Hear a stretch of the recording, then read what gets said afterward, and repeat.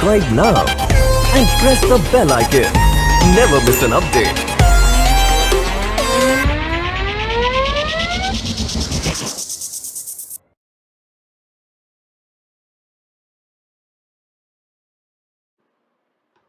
Hello students and welcome to dream IT for. स्वागत है सब लोगों का मेरे यूट्यूब चैनल में। मैं हूं आपका दोस्त शिवम, फिर से स्वागत करता हूं एक नई वीडियो के साथ, जिसमें हम देखने वाले हैं यूनिट्स एंड मेजरमेंट। तो दोस्तों, अपनी जो एमयू ट्रिपल ई 2021 का जो क्रैश कोर्स चल रहा है, उसी प्लेलिस्ट को आगे कंटिन्यू करते हुए यूनिट एंड मेजरमेंट, जो कि फिजिक्स का बेहद इंपॉर्टेंट चैप्टर है, वो आज हम देखने वाले हैं। दोस्तों, इस वीडियो को स्टार्टिंग से एंड तक जरूर देखिएगा। इसमें हम बेहद इंपॉर्टेंट कंसेप्ट आपको बताएंगे, उसके बाद जो प्रीवियस के क्वेश्चन आए होंगे वो भी हमको सॉल्व कराएंगे। तो दोस्तों, स्टार्ट करते हैं वीडियो को। तो जैसा कि हमने अपनी पुरानी वीडियो में पढ़ा था, कुछ पुली के बारे में पढ़ा था, ठीक है, तो वो भी काफी इंपॉर्टेंट कंसेप्ट था। तो यूनिट एंड मेजरमेंट जो चैप्टर है, जो कि आपका 11th का चैप्टर है, इससे हर साल आपका एमयू ट्रिपल ही हो, चाहे जेईई मेंस हो, चाहे कोई भी कॉम्पिटिटिव एग्जाम हो, एक से दो क्वेश्चन आपका इजीली पूछ ही जाते हैं। तो हमको मार्क्स गेन करने, इसलिए इस इंपॉर्टेंट चैप्टर को हम देखेंगे। छोटा सा चैप्टर है, जल्दी कवर हो जाएगा, ठीक है। देखिए, यूनिट से स्टार्ट करते हैं। तो बेसिकली यूनिट क्या होता है, यूनिट्स एंड मेजरमेंट। तो देखिए, पहले हम मेजरमेंट की बात करते हैं, यूनिट हम अभी डिस्कस करेंगे। देखिए, ये जो आपके पास जो नोट्स हैं, जो कि मैंने अपनी वेबसाइट पर डाले हुए हैं, आप वहां से प्रेफर कर सकते हैं। ये अरिहंत का हैंडबुक है, फिजिक्स का हैंडबुक है, ठीक है। तो the comparison of any physical quantity with its standard unit is called the measurement. जैसे कि सिंपल इसमें बात बताया गया है, ठीक है। तो किसी भी चीज का हमारे पास कोई भी फिजिकल क्वांटिटी है, फिजिकल क्वांटिटी क्या हुई, तो those quantity which can be measured directly और indirectly in terms of the laws of physics are called the physical quantities. सबसे पहले हम फिजिकल क्वांटिटीज की बात कर रहे हैं। तो देखिए, मैं हाईलाइट करता हूं आपके पास, all the quantities which can be measured directly or indirectly in terms of the laws of the physics are described as the physical quantities, ठीक है। तो दोस्तों, जैसे कि आप ये समझिए, फिजिकल क्वांटिटी को हम मेजर कर सकते हैं, ठीक, कैसे, डायरेक्टली और इनडायरेक्टली कर सकते हैं in terms of the laws of physics. जो भी आपके फिजिक्स के लॉज हैं, फिजिक्स के लॉ कौन कौन से आपके पास, जैसे कि first law of motion, second law of motion, ठीक है, न्यूटन के लॉ ऑफ मोशन। तो जितने भी आपके पास न्यूटोनियन फिजिक्स है, ठीक है, उसमें जितने भी लॉज हैं, उसमें जो मेजर करने वाली चीजें, जैसे कि आपकी क्या, वो मास हो, मास को मेजर कर सकते हैं। जैसे बोलते हैं ना, mass is a measure of energy, ठीक है। तो मास हुआ। देन उसके बाद आपके पास क्या होता है, डिस्टेंस है, जिसको हम किलोमीटर मीटर उसमें हम मेजर करते हैं, ठीक है। टाइम है, सेकंड में मेजर करते हैं, ठीक है। और आपके पास क्या है, वेट है, और जितनी भी आपकी तरह से ऐसी यूनिट्स हैं जिनको हम मेजर कर सकते हैं, ठीक है, ऐसी क्वांटिटीज जिसको हम मेजर कर सकते हैं, ठीक है। तो वो आपके पास फिजिकल क्वांटिटीज होती हैं। तो फिजिकल क्वांटिटीज को जो हम मेजर कर रहे हैं, ठीक है, तो उसके कंपैरिजन के लिए, the comparison of any physical quantity with standard unit. तो स्टैंडर्ड यूनिट आपके पास डिफाइन है किसी भी फिजिकल क्वांटिटीज को मेजर करने के लिए, उसका कंपैरिजन अगर कर रहे हैं तो वो हम बोलते हैं मेजरमेंट कर रहे हैं उसका, ठीक है। तो the comparison of any physical quantity with its standard unit, standard unit के साथ अगर उसको हम कंपैरिजन कर रहे हैं, then the particular term is called as measurement, ठीक है। तो आगे बढ़ते हैं, ठीक है। अब देखिए, यूनिट्स की बात करते हैं। तो यूनिट्स के आपके पास क्या होता है, ठीक है, a standard amount of physical quantity chosen to measure the physical quantity of same kind is called a physical unit. It should be easy reproducible, ठीक है। तो आपके पास सम लिखा हुआ है। तो यूनिट को किस तरह से हम डिफाइन कर रहे हैं, ठीक है। तो जैसे कि आप समझिए, कोई भी फिजिकल क्वांटिटी आपको समझ में आ गया, तो उसको मेजर करने के लिए जो आपके पास एक डिजायर्ड को वैल्यू होगी, या फिर डिजायर्ड चीज चाहिए, हमको डिजायर्ड थिंग चाहिए, वो क्या आपके पास यूनिट है, ठीक है। किसी भी फिजिकल क्वांटिटी को मेजर करने के लिए जो चीज की जरूरत पड़ रही है, वो क्या आपके पास यूनिट है, ठीक है, जिसको हम फिजिकल यूनिट भी बोलते हैं, ठीक है। चलिए, इतनी बात क्लियर होता है। अब देखिए, जो आपके पास फंडामेंटल क्वांटिटीज हैं, ठीक है, फंडामेंटल क्वांटिटीज जो हैं, ठीक है, मैं आपको बताता हूँ। फंडामेंटल क्वांटिटीज आपके पास 7 है, ठीक है। जैसे आपके पास क्या है, लेंथ है, मास है, ठीक है, टाइम है, इलेक्ट्रिक करंट है, टेम्परेचर है, substance, amount of substance and luminous intensity है। तो इस मिला के आपके पास ये 5 और ये आपके पास 7। तो 7 fundamental quantities are there in the nature, ठीक है। उनके हम क्या पढ़ेंगे, यूनिट्स पढ़ेंगे। तो सबसे पहले वन बाय वन डिस्कस करते हैं। सबसे पहले आपके पास लेंथ, जैसे कि फंडामेंटल क्वांटिटी लेंथ हो गया आपके पास। अब लेंथ को मेजर करने के लिए हमारे पास क्या है, एक डिराइव्ड फंडामेंटल यूनिट है। तो यूनिट भी आपके पास दो तरह की होती है, फंडामेंटल यूनिट, यूनिट्स जो होती हैं आर ऑफ टू टाइप्स। पहला होता है आपके पास fundamental units and second one है डिराइव्ड यूनिट्स, ठीक है। तो फंडामेंटल यूनिट जैसे कि आपके पास जो एसआई यूनिट होती हैं, ठीक है, उसी को हम फंडामेंटल यूनिट बोल रहे हैं, जो कि स्टैंडर्डाइज्ड हो गई, यानी कि उसको आपके पास इंटरनेशनल फिजिक्स जो लेबोरेटरी है या फिर आपके पास IEEE जो एक्सक्लूजर है, ठीक है, इन सब ने एक ISI जो है उन्होंने इंडियन इंटरनेशनल स्टैंडर्ड जो ऑर्गेनाइजेशन है उसने आपका क्या कर दिया, एक फिक्स कर दिया कि इस पर्टिकुलर यूनिट को मेजर करने के लिए ये एक स्टैंडर्डाइज यूनिट है, इसी में हम उसको मेजर करेंगे। तो that's called the SI unit और fundamental unit. Second word is derived unit. तो ड्राइव यूनिट आपके पास क्या होती है, जो कि एसआई यूनिट से ही ड्राइव होती हैं। अब उसका क्या बोलते हैं, जैसे कि हम उसको मेजर कर रहे हैं, समथिंग एग्जांपल लीजिए कि लेंथ है, लेंथ को मीटर में भी मेजर कर रहे हैं, किलोमीटर में मेजर कर रहे हैं, ठीक है, तो आपके पास जो पर्टिकुलर एसआई यूनिट से ड्राइव होके आएंगे तो that's called the drive unit. चलिए वन बाय वन डिस्कस करते हैं। तो लेंथ को मेजर करने के लिए हमारे पास जो यूनिट है वो है मीटर, उसका रिप्रेजेंटेशन है सिंबल का वो स्मॉल है, ठीक। यहाँ पे इसका डेफिनेशन लिखी होगी, हमको डेफिनेशन से कोई मतलब नहीं है, फिलहाल हम अपना कोर्स को आगे कंटिन्यू करते हैं। इसमें हम देखेंगे जैसे कि मास के बारे में पढ़ते हैं। सेकंड है आपके पास मास। तो मास क्या होता है आपके पास, मास को मेजर करने के लिए आपके पास चाहिए किलोग्राम, ठीक है। तो मास जनरली हम केजी में रिप्रेजेंट करते हैं, स्मॉल केजी में, ये इसके सिंबल हो गया।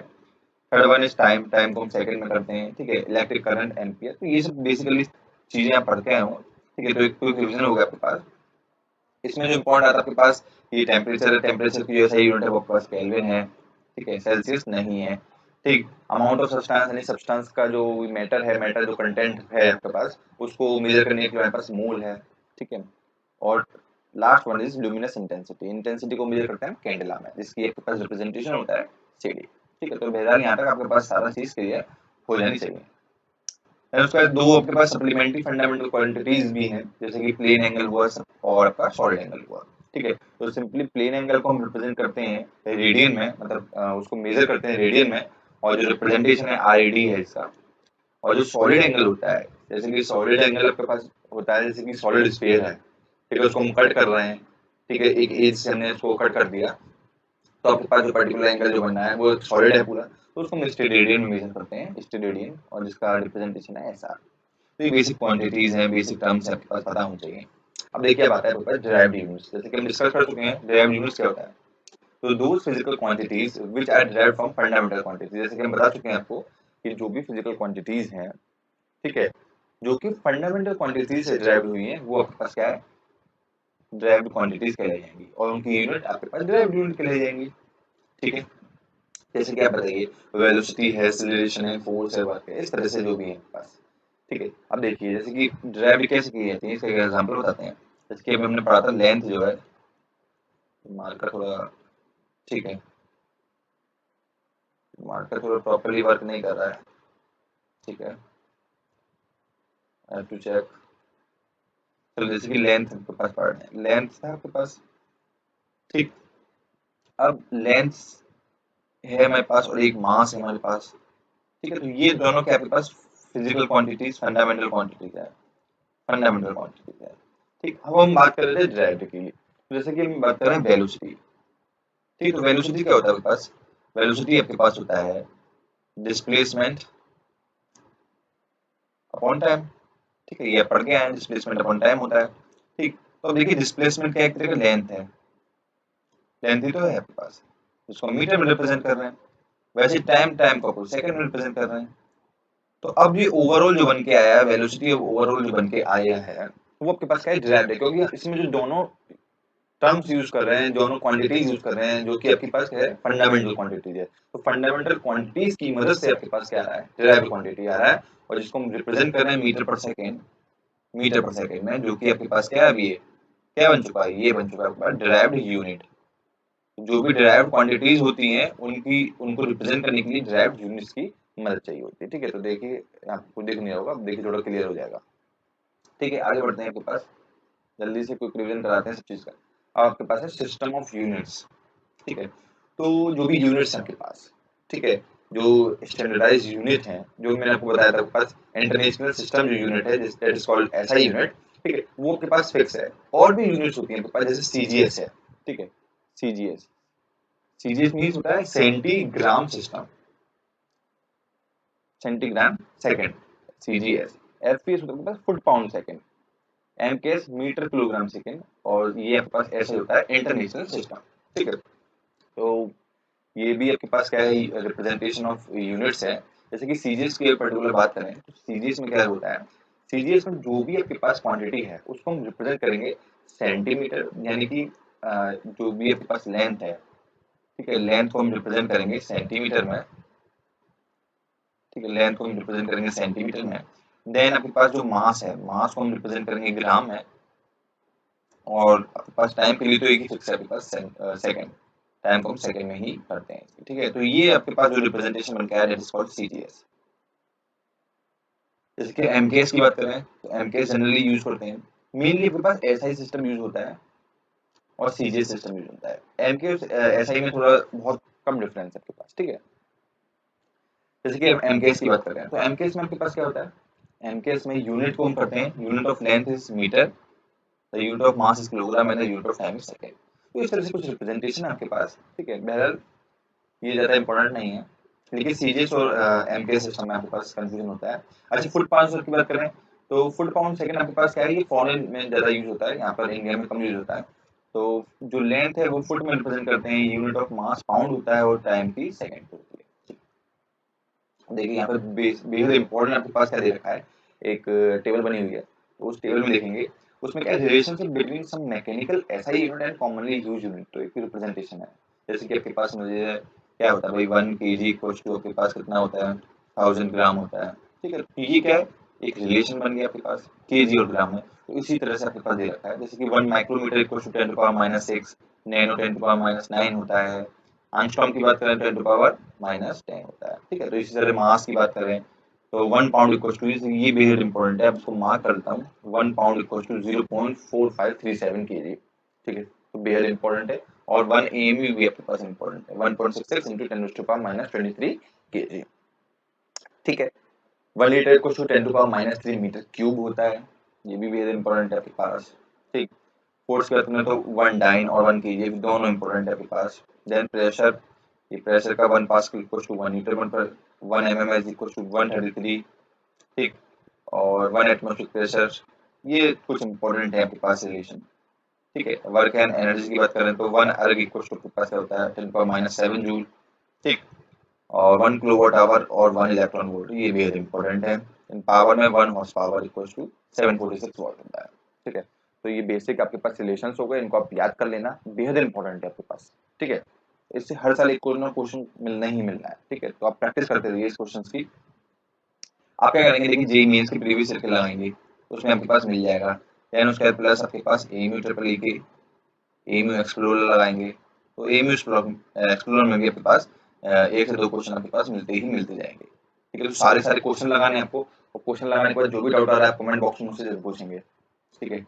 अब देखिए कुछ और आपके पास प्रैक्टिकल यूनिट्स हैं, जैसे कि 1 फर्मी, तो 1 फर्मी कुछ कितना होता है 10⁻⁻15 मीटर होता है।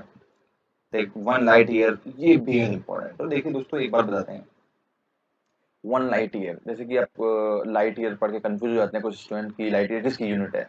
तो दोस्तों मैं एक बार बताता हूँ, लाइट ईयर आपके पास क्या है, जो यूनिट है ये आपके पास, जैसे ईयर से कंफ्यूज नहीं होगा कि ईयर है तो ऊपर टाइम होगा, नहीं भाई, year light year is the unit of आपके पास क्या है, डिस्टेंस की है। तो 1 लाइट ईयर ये आपके पास डिस्टेंस की यूनिट है, ठीक है। बेहद इंपॉर्टेंट है आपके पास, इसको आप याद कर लेना, ठीक है। और एक रिप्रेजेंटेशन दे रखा है आपके पास 1 parsec equals to this how many light years. तो ये कुछ टर्म्स हैं जो कि आपके पास पूछ लिए जाते हैं, तो इनको आप हैंड रिटेन नोट्स बनाएं, उसमें आप इजीली इसको नोट डाउन कर सकते हैं। आगे बढ़ते हैं। अब देखिए डायमेंशंस की बात आती है, ठीक है। तो डायमेंशंस में आपके पास क्या है, जैसे कि आप ये समझिए कि जो भी फिजिकल क्वांटिटीज हमारे पास आई हैं, चाहे वो लेंथ हो, वेलोसिटी हो, वॉल्यूम हो, एरिया हो, प्रेशर हो, कुछ भी हो, एक्स वाई जेड, अब उनको रिप्रेजेंट करने के लिए हम कुछ डायमेंशन फॉर्मूलाज का यूज करते हैं, और जो भी डायमेंशनल फॉर्मूलाज होंगे वो आपके पास एमकेएस यूनिट से डायरेक्ट होके आते हैं। जैसे कि मैं आपको बता देता हूँ एग्जांपल के तौर पर, ज्यादा क्लियर होगा कि सपोज मैं स्टार्ट करता हूँ लेंथ से,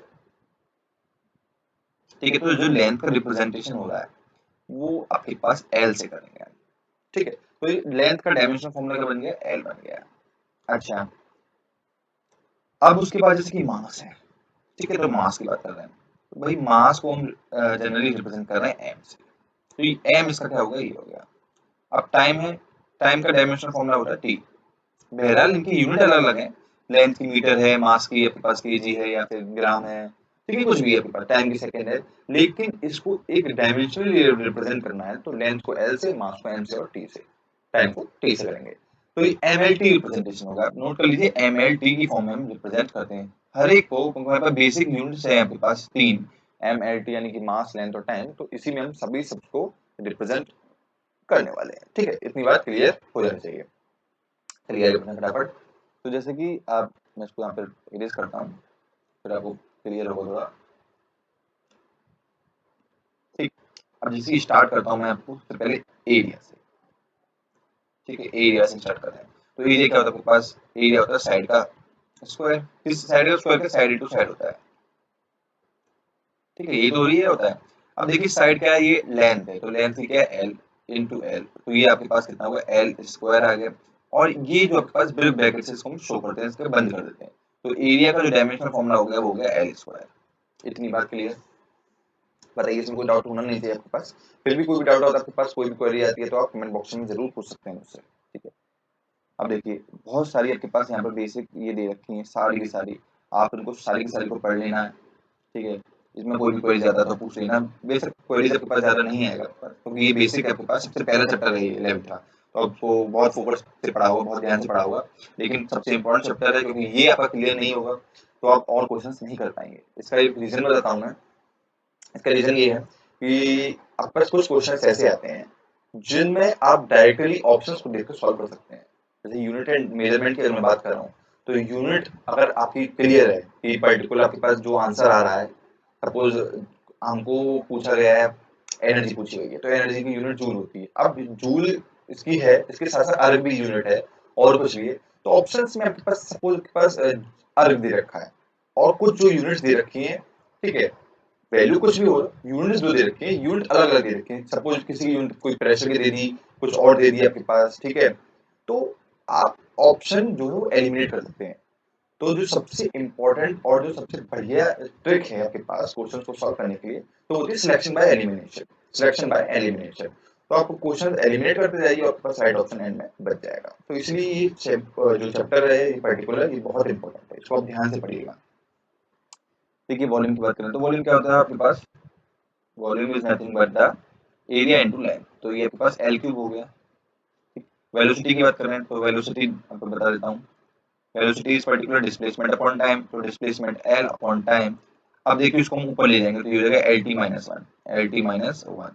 ठीक है, देखिए कितनी मजे आ रहा है इसको क्वेश्चन सॉल्व करने में, सिंपल है, बहुत सिंपल है। जैसे पावर की बात करते हैं, तो पावर क्या है आपके पास, ये चल नहीं रहा आपके पास, मार्कर में थोड़ा प्रॉब्लम हो जाता है। ठीक है, कोई बात नहीं, थोड़ा अवॉइड करिए इसको। जैसे कि पावर की बात करते हैं, तो पावर की दोस्तों यूनिट आपको याद होनी चाहिए, क्या होती है, जूल सेकंड होती है इनवर्स, जूल सेकंड इनवर्स यानी जूल पर second, that is energy upon time, energy upon time. ठीक है, तो एनर्जी आपके पास क्या है, एनर्जी आपके पास कितना होता है, ये होता है ml square, ml square t minus two. अब देखो एनर्जी को कैसे बताएंगे, ठीक है, तो देखिए आपके पास क्या हुआ, इसको ड्राइव करते हैं अगर आपको नहीं पता। ठीक है, तो जैसे कि आप देखिए ये क्या है आपके पास, ये टर्म क्या है, ml स्क्वायर। ठीक है, यानी कि ये हो गया मास इंटू लेंथ का स्क्वायर अपॉन टाइम का स्क्वायर। ठीक है, यही तो आपके पास सिंपल आ रहा है। ठीक है, तो यानी कि मास,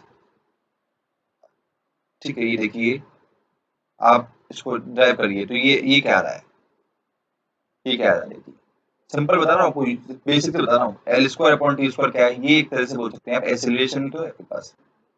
जैसे कि देखिए वेलोसिटी, वेलोसिटी इक्वल टू क्या होगा आपके पास, velocity is nothing but L upon T. ठीक है, और आपके पास एक और टी ले लेते हैं, ठीक है, तो वेलोसिटी अपॉन टाइम एक्सेलरेशन हो गया, तो दैट इज एक एल छोड़ दो, तो ये आपके पास एक एल छोड़ दो तो एल टी स्क्वायर क्या हो गया आपके पास, ये एक्सेलरेशन हो गया। ठीक है, तो mass into acceleration is nothing but the force,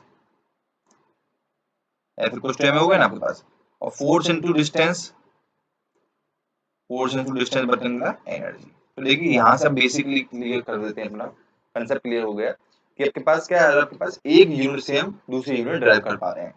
ठीक है, तो प्रेशर हो गया आपके पास, डेंसिटी हो गया। अब देखिए स्ट्रेन, दोस्तों बहुत इंपॉर्टेंट बताता हूँ आपके पास, ठीक है, स्ट्रेन से आपके पास जनरली पूछ लिया जाता है तो वो कंफ्यूज हो जाते हैं। तो strain is nothing but change in dimension upon original dimension, यही तो आपके पास change in dimension upon original dimension. तो कोई भी होता है तो ये डायमेंशन लेस क्वांटिटी होती है। तो और दोस्तों एक बात क्लियर कर लीजिए, जो भी डायमेंशन लेस क्वांटिटीज होती हैं उनको हम रिप्रेजेंट नहीं कर सकते हैं डायमेंशनल फॉर्मूलाज में, ठीक है। चलिए आगे बढ़ते हैं। देखिए ये बात की जो बची हुई है आपके पास, modulus of elasticity, surface tension, velocity gradient, ठीक है। Gradient is nothing but 1 upon time होता है, 1 अपॉन टाइम। वेलोसिटी ग्रेडियंट तो ये होगा टी इनवर्स, ठीक है। तो आप जनरली क्वेश्चन को सॉल्व कर सकते हैं, काफी सिंपल है ये, ठीक है। कोई प्रॉब्लम आता है इसमें, किसी को भी रिलेटेड आप मुझसे कमेंट सेक्शन में जरूर पूछ सकते हैं। अब देखिए एक नेक्स्ट टॉपिक जो आपको बताने जा रहा हूँ, ये भी काफी इंपॉर्टेंट है, जो कि आपके पास क्या है, होमोजेनिटी प्रिंसिपल। होमोजेनिटी प्रिंसिपल, इससे भी आप समझिए बेहद इंपॉर्टेंट है ये, बेहद इंपॉर्टेंट, वेरी इंपॉर्टेंट टॉपिक है ये। इसको आप स्टार मार्क बना लीजिए, इसको हाईलाइट कर देता हूँ मैं, बेहद इंपॉर्टेंट है, ठीक है। तो आपको क्या देखना है, देखिए ये क्या बताता है आपके पास, देखिए थोड़ा ध्यान से देखिएगा आप इसको, थोड़ा ध्यान से। ये क्या बताता है, जैसे कि आप ये समझिए कि 2 kg आपके पास कुछ सब्सटेंस है, 2 kg सब्सटेंस है। अब उसके बाद आपके पास क्या है, सपोज ये 2 kg मान लीजिए कि ये शुगर है हमारे पास, 2 kg का शुगर है। यार ये पेन थोड़ा बदतमीजी कर जाता है। 2 kg शुगर है आपके पास, ठीक है। अवॉइड करिए, यहाँ पे लिख नहीं पा रहा हूँ। फिर आप समझिए 2 kg शुगर है। देन उसके बाद आप ये समझिए 2 kg शुगर हो गया। अब आपके पास 1 लीटर ऑयल है, 1 लीटर ऑयल है। देखिए 2 डिफरेंट सब्सटेंस हो गए, 2 डिफरेंट यूनिट्स हो गए, ठीक। अब हम दोनों को ऐड करना है।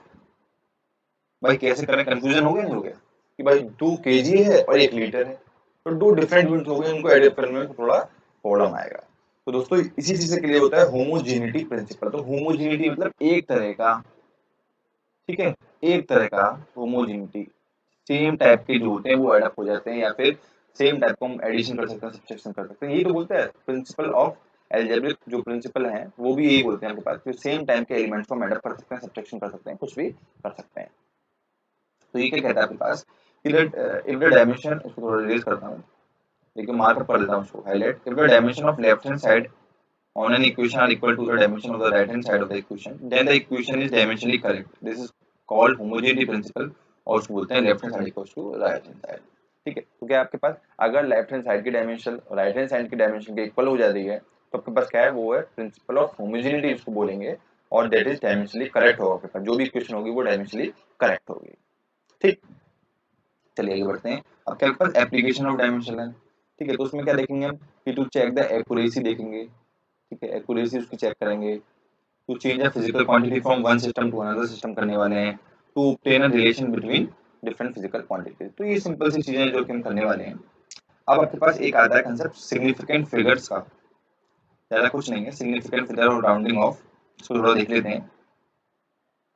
ये आप देखिए जो मैंने पीडीएफ है आपके पास पड़ी हुई है आपके पास वेबसाइट पर, आप उसको वहां से प्रेफर कर सकते हैं।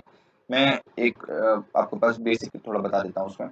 सिग्निफिकेंट फिगर क्या होता है आपके पास कि जो भी ऐसे कि हम फिजिकल क्वांटिटी को मेजर कर रहे हैं, तो एक पर्टिकुलर करेक्टनेस देखते हैं उसकी, ठीक है, कि किस पोजीशन के बाद, पॉइंट के बाद किस पोजीशन तक वो एब्सोल्यूट वैल्यू हमको दे रहा है, ठीक है। तो वही उसका सिग्निफिकेंट फिगर हो जाता है। जैसे कि रूल फॉर फाइंडिंग हम सिग्निफिकेंट फिगर को पढ़ें, तो all the non zero digits are significant figures होते हैं। नॉन जीरो के पास क्या होते हैं, सिग्निफिकेंट फिगर्स होते हैं।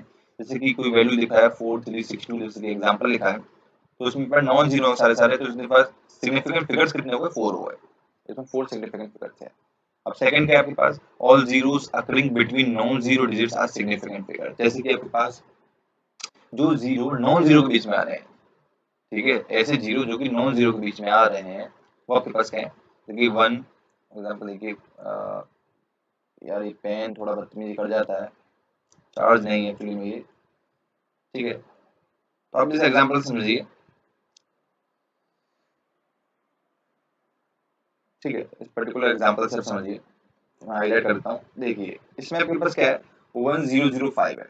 अब देखिए जीरो जो है, टू नॉन जीरोस के बीच में आ रहे हैं, 1 और 5 के बीच में 2 जीरो आ रहे हैं, तो ऐसे में वो जीरो काउंट होंगे। अगर बाद में आते हैं तो वो काउंट नहीं होते, ठीक है, ये बात क्लियर हो जानी चाहिए। तो इस पर्टिकुलर एग्जांपल में जो सिग्निफिकेंट फिगर होंगे वो होंगे 4, 1 2 0 1 0 0, तो 2 और 1 3 और 5 दैट इज 4, तो 4 सिग्निफिकेंट फिगर्स होंगे। उसके बाद एग्जांपल आपके पास क्या है, all zeros to the right of the last non zero digits are not significant. जैसे कि आपके पास देखिए इस एग्जांपल में मैंने क्या बताया, अगर बाद में आ रहे हैं जीरो तो वो सिग्निफिकेंट फिगर्स में काउंट नहीं होंगे। तो इसमें क्या है 6 to 5 ही होगा, जीरो काउंट नहीं होगा। अच्छा, in a digit less than 1 all the zeros to the right of the decimal point and to the left of a non-zero digits are not significant figure। देखिए इसमें इंपॉर्टेंट बात बता रहे हैं कि अगर आपके पास ये पॉइंट वाले नंबर्स आ गए, तो 0 पॉइंट समथिंग समथिंग आ गया, तो जीरो जो पहला है, जो पॉइंट के लेफ्ट हैंड साइड में जितने भी जीरोस हैं वो भी काउंट नहीं होंगे, और पॉइंट के बाद जो भी जीरोस है वो भी काउंट नहीं होंगे। तो इसमें कितने हो गए 3 2 5, इट इज 3 सिग्निफिकेंट फिगर्स। अब देखिए all the zeros to the right of a non zero digit in a decimal part are significant. जैसे कि आपके पास क्या है, अगर आपके पास कोई नंबर है जो कि नॉन जीरो के बाद दे रखा है, ठीक है, नॉन जीरो यानी कि 1 के बाद कोई पॉइंट लगा हुआ है, तो उसके सारे के सारे जो होंगे वो क्या होंगे आपके पास सिग्निफिकेंट फिगर्स होंगे, चाहे उसमें बाद में जीरो क्यों ना आ रहा हो। जैसे कि इसमें एग्जांपल में जीरो आ रहा है, देखिए 1.4750, फिर भी आपके पास 5 सिग्निफिकेंट फिगर्स हैं इसमें। तो यहाँ तक कोई भी क्लियर हो जाना चाहिए, कोई भी डाउट आपके पास नहीं होना चाहिए। आगे देखते हैं। अब जैसे कि significant figures in algebraic operations, ठीक है, ये भी इंपॉर्टेंट है आपके पास। इसमें क्या एडिशन कर रहे हैं और सब्ट्रैक्शन कर रहे हैं। तो इसमें हम देखेंगे कि कोई आपके पास जो नंबर है उसमें क्या है 3 डेसिमल प्लेस दे रखा है, किसी में 2 दे रखा है, तो कोई प्रॉब्लम नहीं है, जीरो लगा के ऐड कर सकते हैं नॉर्मली, ऐसे मल्टीप्लिकेशन की केस में। अब आता है मेन राउंडिंग ऑफ कॉन्सेप्ट। तो दोस्तों राउंडिंग ऑफ का आप पढ़ के आए होंगे सारे के सारे, आपको सभी को पता होगा, डेली लाइफ में आप अपना यूज करते हैं राउंडिंग ऑफ कैसे करते हैं। तो राउंडिंग ऑफ आपके पास कैसे होता है कि कोई भी आपके पास पॉइंट के बाद नंबर है, 1.54 है और 1 डेसिमल पॉइंट है, आपको राउंड ऑफ करना है, तो उसके बाद वाला नंबर देखेंगे, जैसे 4। अगर 4 जो है, ये जो टर्म आ रहा है आपके पास, ये 5 से बड़ा है, तो जो इसमें एक ऐड अप कर देते हैं। अगर 5 से बड़ा है और 5 से लेस देन है तो सेम एज इट इज ये नंबर रहता है। एग्जांपल के तौर पे देखेंगे, जैसे कि 1.54 is rounded for rounded off to 1.5। क्यों ऐसा हुआ भाई? इसलिए ऐसा हुआ कि जो 1.54 है, 4 जो आ रहा है, ठीक है, 4 आपके पास 5 से छोटा है, 5 ही चेक करेंगे, 5 से 4 छोटा है तो 1.5 ही हो जाएगा। सेकंड एग्जांपल में देखिए 2.49 है, ठीक है, तो 2.49 क्या बोल रहा है कि भाई 9 को चेक करना है, सबसे लास्ट वाला चेक करना है, ठीक है, क्योंकि हमको पास 1 पॉइंट तक राउंड ऑफ करना है। तो 9 देखिए किससे आपके पास 5 से बड़ा है, 5 से जब बड़ा हो रहा है तो 4 को राउंड ऑफ करके 5 कर देंगे, तो 2.5 आ जाएगा। यहाँ तक कोई भी डाउट नहीं होना चाहिए, सिंपल बेसिक कंसेप्ट बता रहा हूँ, लेकिन ये आपके पास जनरली क्वेश्चन में पूछ लिए जाते हैं, इसलिए आपको बता रहा हूँ। ठीक है, आगे बढ़ते हैं। और कुछ नहीं, आपके पास एक डिजिट इज ड्रॉप टू 5, ठीक है, सिंपल आपके पास एग्जांपल बता रहे हैं। 3.55 है तो उसको राउंड ऑफ करके 3.6 कर दिया है। ऐसे आपके पास ये 4.650 है, उसको राउंड ऑफ करना है, तो देखिए 0 तो सिंपल 5 रहा, और 5 को अगर 5 होता है, ठीक है, एक बार बता देता हूँ, ये अगर 4.65 है, ठीक है, ये मार्कर में ही कुछ प्रॉब्लम हो रहा है एक्चुअली में। इस एग्जांपल को देखिए, अगर आपके पास देखिए क्या है बता रहा है कि 4.65 है, ठीक है, बात को ध्यान से सुनिएगा, 65 है तो 5 भी अगर है आपके पास तो वो राउंड ऑफ करके वो एक डिजिट को सेम रहेगा आपके पास, उसमें कोई भी इंक्रीमेंट नहीं होगा। 5 से बड़ा होता है तभी आपके पास होने वाला है। इतनी बात क्लियर हो जानी चाहिए। अब सिंपल एरर की बात करते हैं। जैसे कि कोई भी आपके पास मेजरमेंट कर रहे हैं किसी भी क्वांटिटी को, तो उसमें थोड़ा थोड़ा एरर आता है, ठीक है, लैक ऑफ एक्यूरेसी जिसको हम बोलते हैं, ठीक है, तो उसी को हम कैलकुलेट करेंगे। अब एरर होता क्या है एक्चुअली में, तो एरर को सिंपली डिजाइन जो डिफाइन किया है वो किया है कि जो आपके पास एक्चुअल वैल्यू या एब्सोल्यूट वैल्यू होती है, एक्चुअली एब्सोल्यूट वैल्यू में से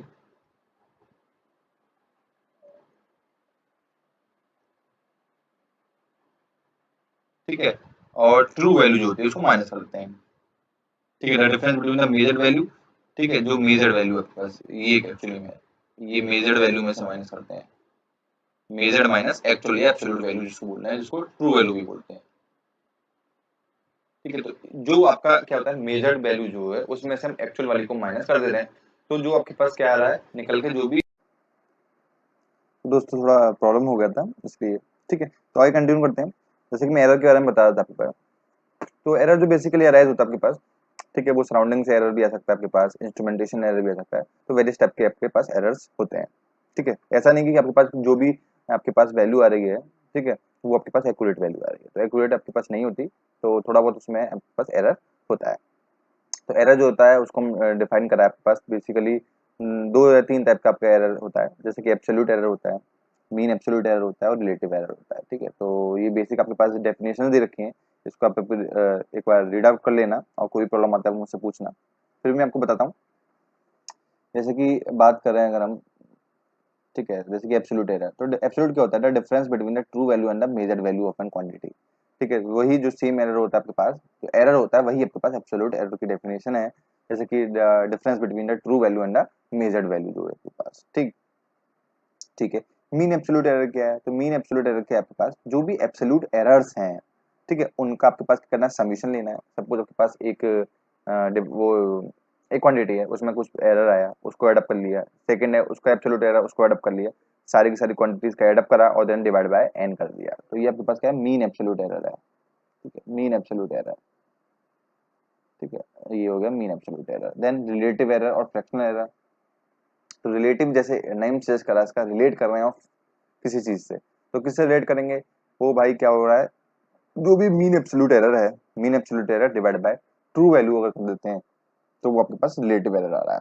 अच्छा, परसेंटेज एरर, सेम जो रिलेटिव एरर है आपके पास, उसको मल्टीप्लाई बाय 100 कर दो तो आपके पास परसेंटेज टर्म्स में आ गया। ठीक है, ये बात आपके पास सारी की सारी क्लियर हो जानी चाहिए। अब बेहद इंपॉर्टेंट आपके पास जो बताना है वो है कॉम्बिनेशन ऑफ एरर्स। चलिए जल्दी थोड़ा हम इसलिए कवर करा रहे हैं, ठीक है, तो सारे के सारे आप कंसेप्ट इसको देख लीजिए। ठीक है, लास्ट बता आपके पास ये। अब इसमें जो सबसे इम्पोर्टेंट जो है वो है आपके पास कॉम्बिनेशन ऑफ एरर। जैसे कि आपके पास a इक्वल्स टू ये दे दिया, x equals to a plus b दे रखा है और b इक्वल्स टू दे रखा है, और sorry x equals to a minus b दे रखा है। तो इसका कॉम्बिनेशन क्या होगा, कॉम्बिनेशन होगा इसका, कॉम्बिनेशन होगा x इज इक्वल्स टू जैसे delta x, error in x is equals to आपके पास, ये मार्कर भाई थोड़ा प्रॉब्लम कर जाता है। ठीक है, तो डेल्टा x इक्वल्स टू हो जाएगा प्लस माइनस डेल्टा a और plus delta b, plus delta b। Markup भी कर देता हूँ आपके पास, थोड़ा क्लियर होगा, कुछ मार्कर में प्रॉब्लम हो रहा है इसलिए। ठीक है, जो भी इनकन्वीनियंस हो रहा है आपके पास, ठीक है, उसको अवॉइड करिए। तो देखिए ये आपके पास सिंपल हो गया, एरर इन एडिशन और सब्सट्रैक्शन। मल्टीप्लिकेशन के केस में क्या होता है आपके पास, जैसे कि एक है आपके पास x equals to a into B, ये दे रखा है, ठीक है, और x equals to a by B दे रखा है। ठीक, यानी कि मल्टीप्लिकेशन और डिवीजन के केस में, तो उसमें क्या होगा आपके पास, ये हो जाता है, अगर हम x में कैलकुलेट करें तो ये हो जाएगा delta x upon X is equals to plus minus delta A over B, delta A over A plus delta B over D. ये बेहद इंपॉर्टेंट है, चाहे मल्टीप्लिकेशन हो चाहे डिवीजन हो, आपके पास यही रहता है। अगर डिवीजन केस में आपके पास यहाँ माइनस नहीं आता, इस बात को आप याद रख लीजिए कि अगर डिवीजन है तो यहाँ माइनस नहीं होगा, माइनस नहीं होगा, प्लस ही रहता है। ठीक है, तो बेहद इंपॉर्टेंट फॉर्मूला है, इसको नोट डाउन कर लीजिए। पावर के टर्म्स में क्या हो जाता है, पावर के टर्म्स में आपके पास पावर जो होती है वो बाहर आ जाती है। जैसे कि ये है z इक्वल्स टू a की पावर p और b की पावर q अपॉन c की पावर r। तो इसको कैसे रिप्रेजेंट करेंगे, इसका जो एरर होगा वो होगा भाई डेल्टा z ओवर z, ठीक है, इज इक्वल्स टू a की पावर p, तो p बाहर आ जाएगा और डेल्टा a ओवर a हो जाएगा। ठीक है, ऐसे ही प्लस q बाहर आ जाएगा, डेल्टा b ओवर b हो जाएगा, डेल्टा b है ये, b ओवर b हो जाएगा, और प्लस, शायद देखिए डिवीजन में हो रहा है लेकिन फिर भी हम प्लस कर रहे हैं, r बाहर आ जाएगा और डेल्टा c ओवर c हो जाएगा। इतनी बात आपको क्लियर हो जानी चाहिए, और जब ये क्लियर हो जा रहा है तो आप एक नंबर क्वेश्चन जरूर सॉल्व कर लेंगे, क्योंकि इस पे क्वेश्चन आने वाला है, ये इंपॉर्टेंट है। ठीक है, इतनी चीज क्लियर हो जाता है, इसी के साथ चैप्टर भी खत्म हो जाता है।